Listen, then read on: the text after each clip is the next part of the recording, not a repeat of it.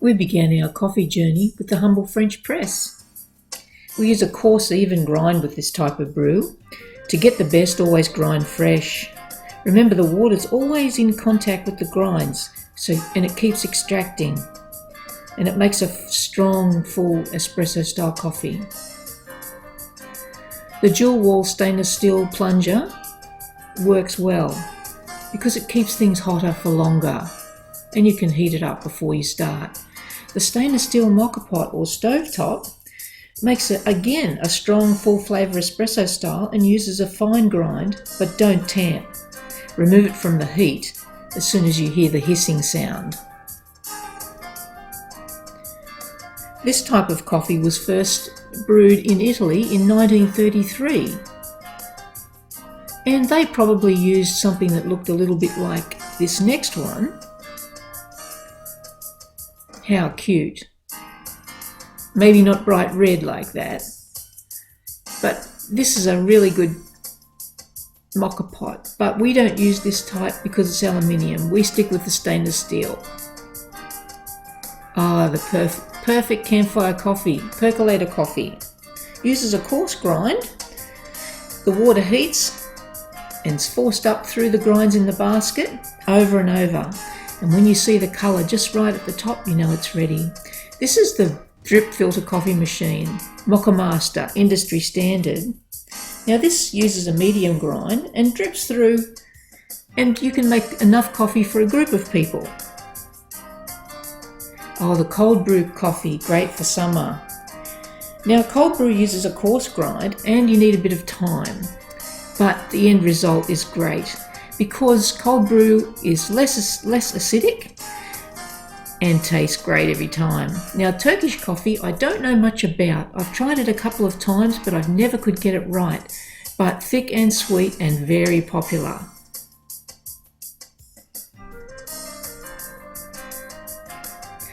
The pour over coffee. Now this is just similar to the drip filter coffee, but you just take your time and pour the water slowly over the fresh grinds and you'll end up with a great cup of coffee. The pod machine, we did use this for a while and it was great. It's fully automatic, but over time we found there was inconsistency with the flavour of the pods, so we decided to change to something else.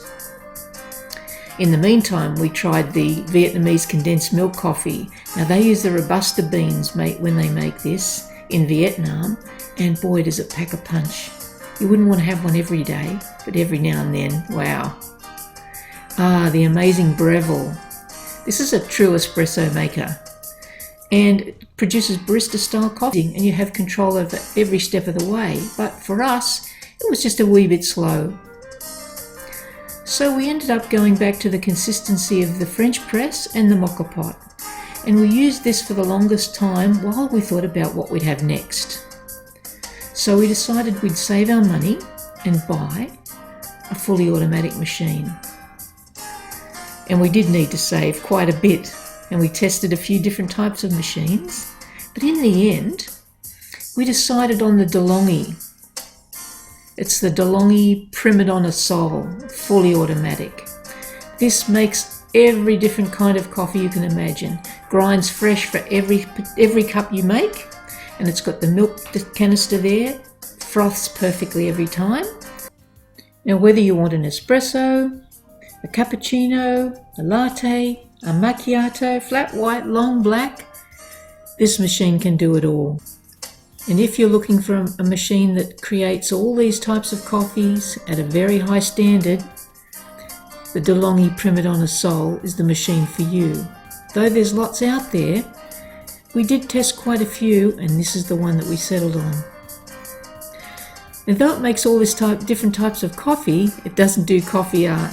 That's something you'll have to work on yourselves. Let's face it, it's what's in the cup that matters.